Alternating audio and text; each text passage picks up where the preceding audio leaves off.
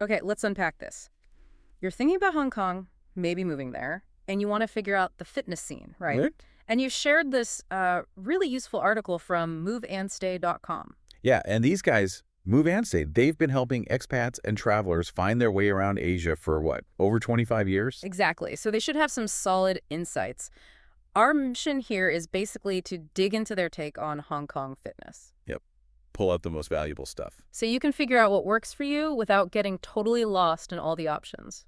And there are a lot of options, from budget-friendly right up to, well, pretty luxurious. Okay, so what's the first big takeaway from the Move and Stay piece? Well, the sheer variety, honestly, it just jumps off the page. Hong Kong's fitness scene is booming. It's way beyond just treadmills and weights now.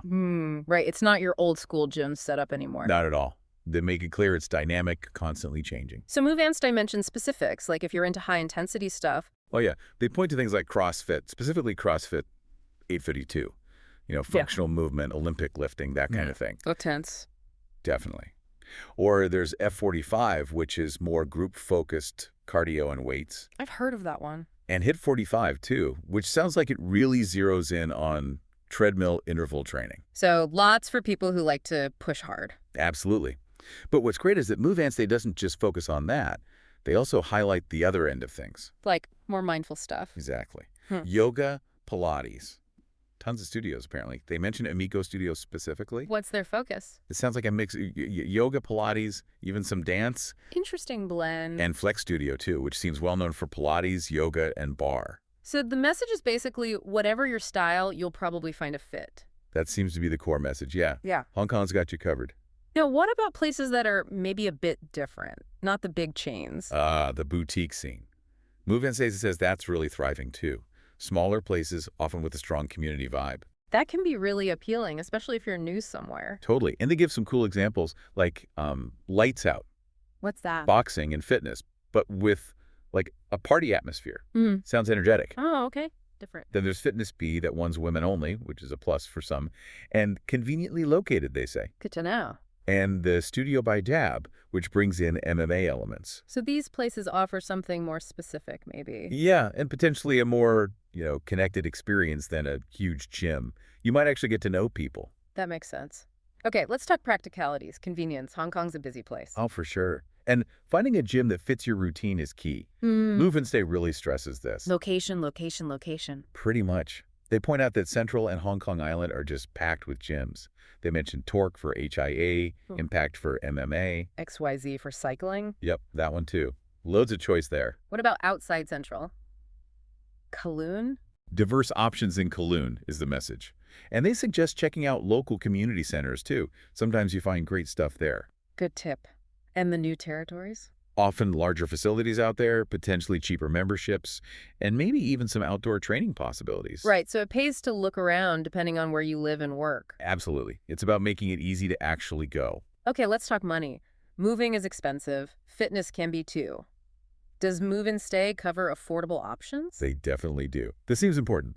They talk about the government-run fitness rooms, the LCSD, LCSD. Leisure and Cultural Services Department. Apparently, these centers are all over the city. They're cheap. Sounds like it. You get a monthly ticket, gives you access, and they even have instructors there on weekday evenings sometimes. Wow, okay. That sounds like a really good deal. It really does. Super cost-effective.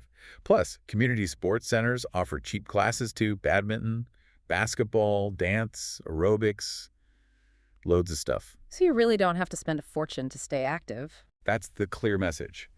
But they also compare some of the budget-friendly chains, if you prefer that gym environment. Like who? Goji Studios, Fitness First, 24/7 Fitness. They give rough monthly costs, like HK $500 to maybe HK a low $1,000, depending on the chain and package. So options across the board price-wise. Awesome. But what if you do want something more high-end?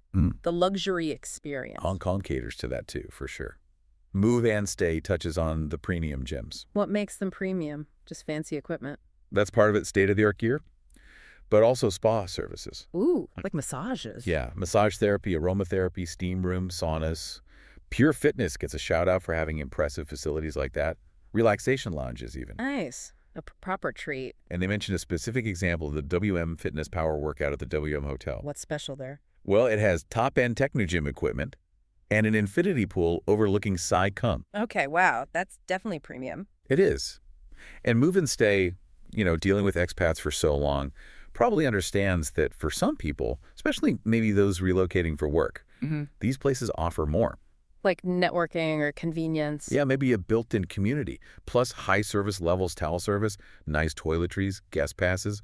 It adds up if you value that convenience and those perks. Makes sense. It's a different value proposition. Exactly. Okay, moving beyond just general fitness, what about specific goals, like personal training or sports? Covered as well. Move and Stay makes it clear Hong Kong has loads of specialized programs. Personal training is obviously a big one. Yep. They highlight a couple of places known for it: ATP, personal training, focusing on sustainable results, and Ultimate Performance, which is about building long-term habits. So tailored support if you need it. For sure. And then there's the whole world of group fitness classes. To keep things interesting. Right. Keep you motivated. They mention H-Core having like over 150 classes, defending fitness for weight loss and toning. XYZ again for that cycling bus. Lots of energy in those classes usually. Yeah. And then for more specific sports. Like martial arts or something. Exactly. Hybrid MMA gym gets mentioned: BJJ, Muay Thai, boxing, wrestling, MMA. Impact again for disciplined MMA routines.